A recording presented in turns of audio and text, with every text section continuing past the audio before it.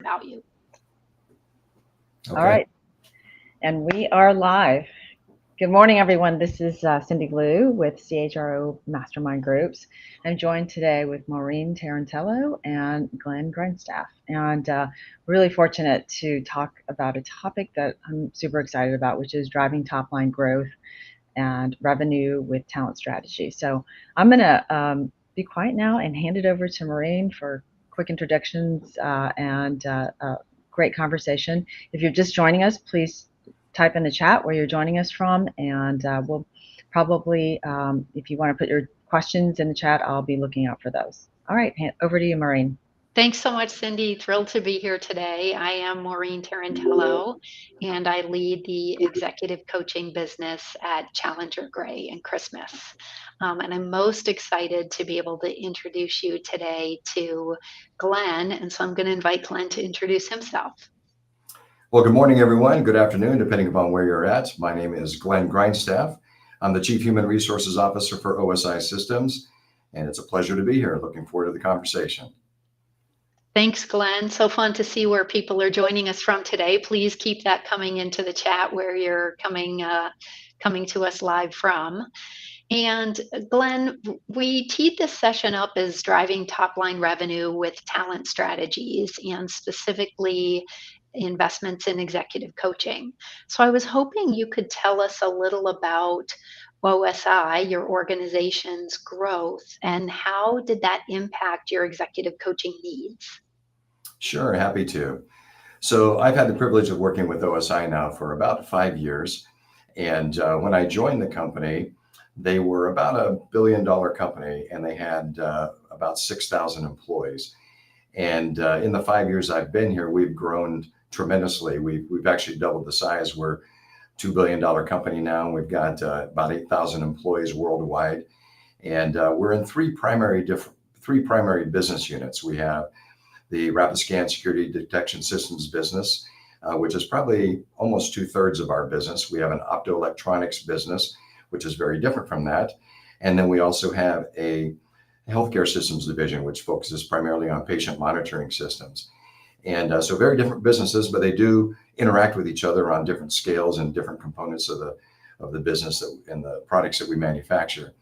But with that kind of growth, there's a lot of need to scale up the business. And the experience that I've had, I came on in 2020, so just before COVID hit, literally a few weeks before COVID hit. And then the COVID bomb went off, and then we all operated a little differently for a while. And now we're coming back to normal life, for the past couple of years, and with a different aspect to it. But the exciting part that I've seen with OSI in the growth that we've had is watching a lot of merger and acquisitions. We've had organic growth, certainly, but we've also had a lot of inorganic growth through M&A activity. But with that, there's been a lot of restructuring and reorganizing, and continuing to restructure and reorganizing, and consolidations of divisions that create a lot of churn and angst and consternation in the organization. But that drives a real need to scale up the talent that we have. As HR professionals, we're not just an administrative function. We attract, retain, and develop top talent, which would include our top leadership and our executive talent as well. And we had a change in our CEO this past year. The previous one retired. He moved into chairman of the board status, which is what he functioned as previously as well, but he's now just the chairman of the board as opposed to chairman and CEO. One of our division presidents promoted up into that CEO role. And so he has grown and developed tremendously as well. And the organization has also. And I recall when he had come to me and said, Glenn, I need your help running the business, help me watch for my blind spots, and help me grow this company and these divisions and these business units.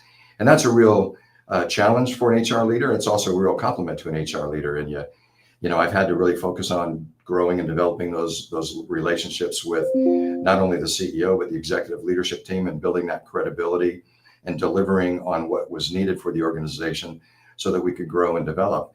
And I have a tremendous HR team that helps support me in that effort there across the globe and in our shared services organization.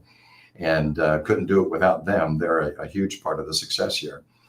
But one of the things that we focus on as well is how do we take our existing leaders. We go through the upgrading and the top grading and the restructuring and the realigning of our talent and our resources as we continue to grow. But how do we develop our existing leaders, the ones that we identify as our key contributors, our high potentials? And when I say leaders, I'm primarily focused on the executive leadership team and their direct reports throughout the organization, both from a corporate standpoint as well as from a business unit and divisional standpoint. And executive coaching is something that I've experienced in previous lives at other companies and have had some good success with it. And I've had some good success with your company, Maureen, with Challenger Grain Christmas, both in previous companies as well as here at OSI Systems.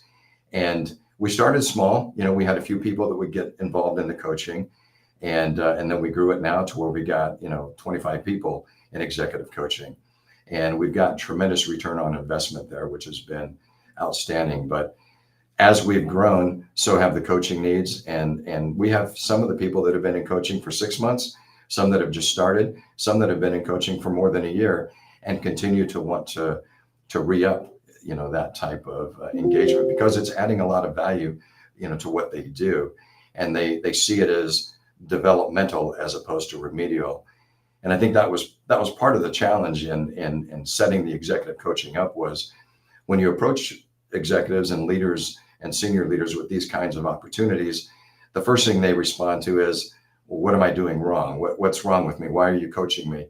Why do I need coaching? Is everybody getting it? Am I the only one? And it's positioning it to where it's truly developmental, not just remedial. And we're taking a good thing and making it better. We're helping you to scale up with the organization.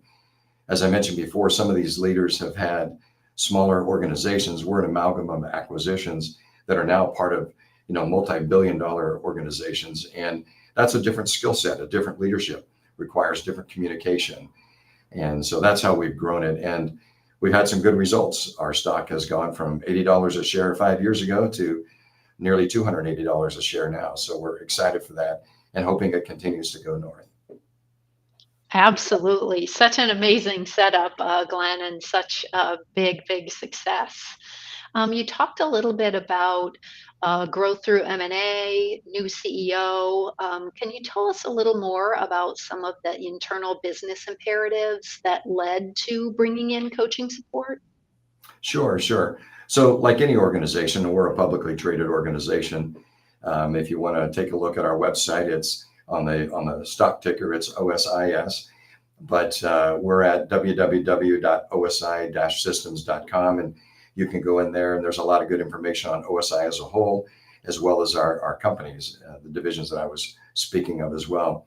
But some of the imperatives that we're growing, that we're talking about here is growing the revenue, growing the top line, also growing the operating income, the profitability for the company, as well as free cash flow and some of our individual performance and goals. Those are the 4 things that we focus on primarily. And in order to scale up in those areas as we consolidate our organizations, for example, we took a look at our security and detection divisions, and we combined those into one this past year. And that's a lot of restructuring. That's a lot of churn in the organization. It creates a lot of consternation and discomfort, but it requires a tremendous amount of leadership and communication and positioning that. And we certainly don't get it perfect like most organizations, but we work through it. It evolves, and it's a work in progress. And the coaching has been instrumental in helping equip and prepare these leaders with the skill sets, the communication skills, helps them see where their strengths, weaknesses, and opportunities and threats are, so that they can address those thoughtfully and strategically with their organizations. And we've made good progress. As I say, we've gone from just a few in coaching to nearly 25 now. And while it's an expensive investment, it's an absolute worthwhile investment. And the return on investment has been significant for the organization. Excellent. So fun to hear about the growth and then the ultimate success and value created. So you told us a little bit about, how many people were involved, growing to 20 people involved across those leadership tiers that you talked about, and what prompted some of that use. How did you determine the right coach for each leader? Great question. And, you think normally, oh, well, we're just going to assign a coach to somebody. We're going to pick a coach and we're going to assign a coach. Well, that's where our partnership with Challenger Gray and Christmas came into play and really helped. They have a very large stable of executive coaches that are very helpful and very knowledgeable in an array of different types of businesses. So when we work with Challenger Gray and Christmas, we ask them who would be the appropriate coaches that might fit this particular need, this particular person, based on their background, their role, their scope, and their responsibilities. And they would give us a list of probably their top 3 that they think might be best suited. And then we would talk about it. We'd go through it. We'd have a session where the CEO and I would have a discussion with those people at Challenger Gray and Christmas and about the coaches to see, okay, yeah, that makes good sense. Then what we would do is rather than doing this to the coachee, we would do it with the coachee. Development is something you do with them, not to people. And also it helps to disarm that remedial perception that sometimes is there. So what we would do is we would have the coachee candidates interview these 3 coaches as well. So they would have a conversation, an introductory conversation where they get to know each other a little bit, because we would want the coachee to select the coach that they're most comfortable with so they can get the biggest return on investment from the coaching, somebody they can relate to better, connect with better, and just feel better. So they're not just assigned somebody, but they're in the selection process, which also, gives them some skin in the game. It helps them to feel a shared responsibility for the success of the coaching assignment as well. It's not just something that's being assigned to them. And that's been really, really successful for us, and has helped to, encourage extended sessions because they're getting that value. And so we've been approving those extended sessions. Generally, we'll sign up for a 6-month arrangement, and they meet with the coaches regularly throughout that time. They grow and they develop. We do, touch points with them where we see how it's going, if we need to redirect anything, that type of thing, just to keep, the coaching on course and on point and aligned with the needs of the business and the individual.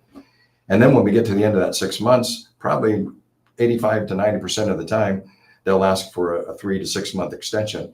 And generally what we'll do is we'll extend another 3 months, see how it's going. If they need to extend further, we'll reevaluate that and do it again. As long as there's a good return on investment, which there has been, it's working well. And then what they do is they talk to each other, and then the others are now coming to us as leadership teams. How do I get a coach? When do I get a coach? And so we created that value, proposition, if you will. And now people see it more as a badge of courage, as opposed to, something that might be remedial and a badge of shame, So it's taken time to get it to that place, but we've been really excited with the results. Oh, I love that. I love that shift from a badge of shame to a badge of courage. Yeah. And that becomes so meaningful for people to feel that. And that quote around, how do I get a coach, or when do I get to participate in coaching? That it's something that is of a big source of pride, right? The company is investing in me. They care about me. They know that I'm successful today, but they want me to be even more successful in the future. So Exactly. that's terrific. And when you talk about that chemistry call, having some skin in the game, having a chemistry call with 2 or 3 potential of the coaches that have already been vetted and are already presented to you, to know that they're going to be a fit with this person, that also sounds like it makes such a big difference. Yeah, How sure. did you ensure that the coaching aligned with the company's leadership philosophy and culture, especially when you were having some shifts in that philosophy and culture with new leadership? Yeah, and that was a key point. So, when we would have the initial calls with the coach themselves and the coachee's leader, which is generally the CEO or the division president or functional leader, we would have that discussion around, here's what our objectives are for the coaching. This is where we see this individual's strengths, weaknesses, opportunities, and how do we capitalize on those strengths and expand them even further? And how do we develop the areas of weakness or opportunities for growth? And what can we do there? We would talk about what those are so the coach could begin to assimilate that. And then, of course, they would have a conversation with the coachee, down the road that would help them to further align. But, we try to align this around our company's culture, which is, continuous improvement and high performance, but supported by our company's values of integrity, accountability, innovation, and teamwork. And wrapping that all into the coaching is a critical point. It's not just what we need to accomplish, meaning the operating income objectives, the revenue objectives, the free cash flow objectives, but it's how do we go about doing that and how do we deliver that? So the cultural piece of that is really important in the coaching as well. And we drive that home. And the communication piece of that and the communication skills around that are really important.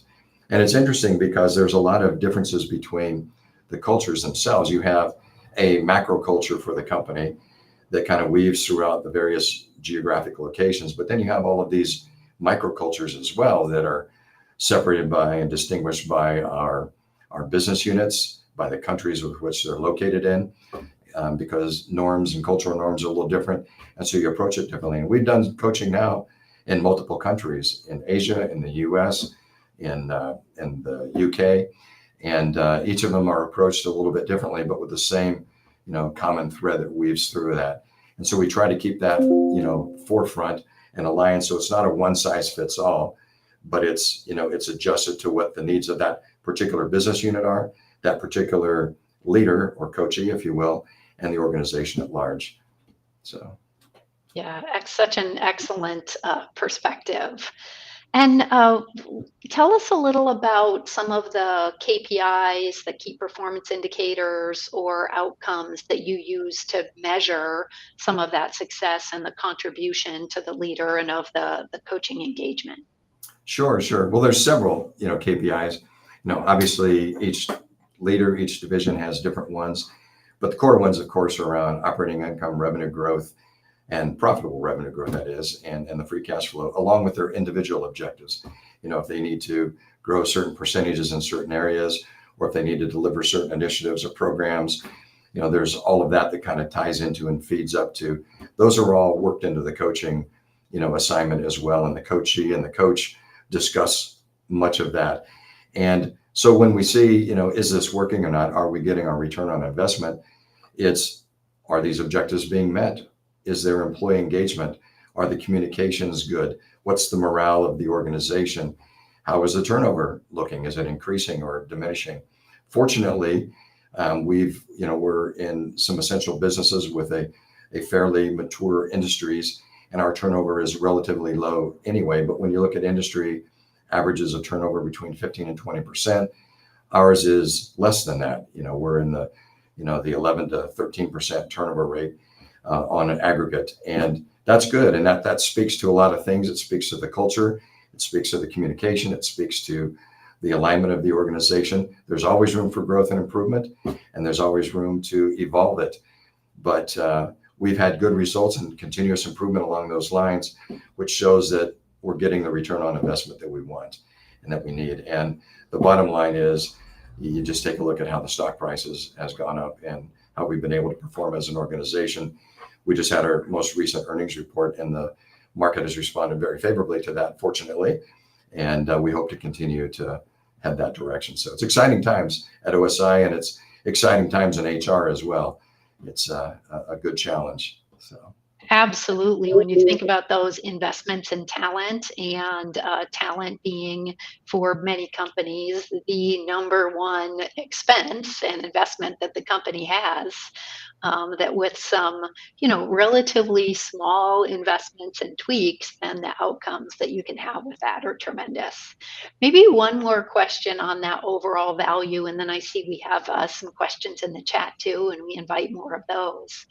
But overall, anything else you'd want to share around the value the organization has realized with this investment in executive coaching? Yeah, I think it has tremendously motivated the leaders that are in it. They have fully embraced it, and they have fully engaged in it. So they look forward to it. They want to extend it, as I mentioned earlier. But primarily, they're wanting to get their teams involved in it now too. That's why we've grown in the numbers of people that are getting in the coaching, and that's been really useful and helpful. We have leadership development programs. We have some internally. We have some externally that people go to. But this one-on-one coaching really makes it personal and really takes it down to the individual. And I think the value that they see in that the company is investing in them and that they are reinvesting themselves in the company as well, has been tremendous. Very rewarding as an HR leader to see that, but also to watch the growth of these leaders as a result of the coaching, as they assume larger roles and responsibilities, as they grow in scope and responsibility, and watching them handle it effectively and efficiently. Not perfectly, because we're all learning and continuous learners, but it gives them a lot of things to talk about with their coach, and their coaches have been very valuable. So that's exciting. So I would encourage any organization that's going through a lot of dynamics and a lot of growth to really consider investing in coaching as a supplement to whatever other leadership group programs that you might have in place, or what other growth developments you have in place, and creating that value proposition where they see the return on investment, because it is an investment. It's not a cheap date, so to speak. Those sounds like some of that real leverage that you talked about of, getting that set up. One of the questions that we had was, with the fragmentation across the coaching industry and lots of, individual people and firms, was it helpful, or how helpful was it to have one firm that could scale with you as you were growing and doing this on a more of that macro perspective? Great question. Yeah. And that was something we talked about, because we'd had some different coaches that would do a little coaching here, a little coaching there. Different coaching firms have different philosophies, different ways of looking at the business. We've used several different coaches through Challenger Gray and Christmas, but they're all part of the same organization, the same background, the same entity. We will use a coach for multiple people so they get familiar with OSI as a whole, not just a particular business group or division or individual, but they get familiar with the group as a whole. And now we have a stable of, 6 to 8 coaches that we've leveraged, with Challenger Gray, that have all become very familiar, and they talk to each other too.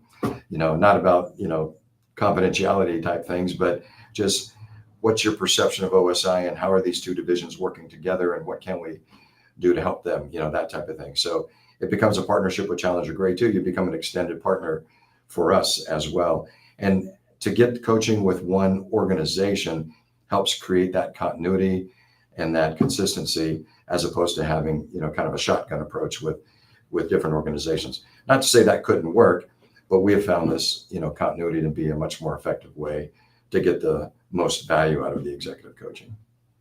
Absolutely. That makes so much sense, that it gives you that extra level of value and insights, organizational insights across the organization from knowing these people, all while maintaining we usually say the fact that there is a coaching relationship is not confidential. We're having a coaching relationship, but what is said inside the coaching relationship is confidential. And so it gives you that ability to get insights across while nothing being disclosed, and the coach and the executive still getting to maintain that strong connection, comfort, and trusted advisor status. Exactly. Looks like we've got time for maybe one more question here. Cindy had a good one in the chat of, any advice that you would have for CEOs who are hesitant to invest in one-on-one coaching for their leaders? Yeah, and I can appreciate the hesitation. There's the cost factor for one, and then there's the perception factor for another, and then how do the people respond to that? I think what it really boils down to is helping that CEO understand that the value of coaching is to develop people, to scale up, to grow with the organization, but more importantly, to become more effective leaders. It's taking something good and making it better, and helping to address the blind spots, if you will, that a person has. We've all got our blind spots that we don't necessarily see. A coach, and certainly our employees or subordinates, will help point those out, just like our spouses do. But I think that's important to be able to have that kind of unbiased feedback and 360 perspective, if you will. So I think it's worth the investment. You can talk to a couple of different coaching firms. I would certainly encourage also having a conversation with Challenger Gray and Christmas, because we've had some good success with them. and have that with the CEO and the CHRO together, and just explore it, have that exploratory discussion to see where the value is, because the coaching firms themselves can also speak to the insecurities that a CEO might have, or the cautions that a CEO might have, or concerns, and they can help to address that and respond to that. Absolutely. Such great perspectives. Cindy, are there other questions that you've seen that have come in, or anything else that we want to pepper Glenn with? Yeah, there's a little bit of a lag sometimes, so we'll wait for a second here. But Glenn, I just wanted to say that I've been the recipient of that person who's like being punished with coaching. And I can tell you that when I offered coaching to our teams, it was definitely positioned as development. And this was years ago when coaching really wasn't looked at as development. And we also got the same result of people going, hey, obviously the company's investing in me now, and I'm going to be a future leader, or I am a leader now. And that mindset shift is definitely huge. I also think my first time as a CEO, there's a lot of insecurities, right? Like I was like, I don't know how to coach all my people, and my governance board, they weren't going to help me with that. Like I didn't want to go to them with these problems. So it was so amazing to be able to send them to coaches. And we were a tiny little firm, but it was exactly the sort of supplemental leadership I needed to make me feel more confident to lead, honestly. So That's excellent. Yeah. And that's interesting to hear you say that, because we've gotten some of the same feedback from our coachees as well, and leaders. And while it humbles them, it gives them perspective to grow and develop. And, I'm impressed that they have taken that look at it. While hesitant at first, once they get into it, they have all fully embraced it and really gotten some good benefit from it. So I'm excited about that too. Awesome. One more question we have from Dr. Marari Cortes. How do you align coaching goals with the company's broader strategic objectives?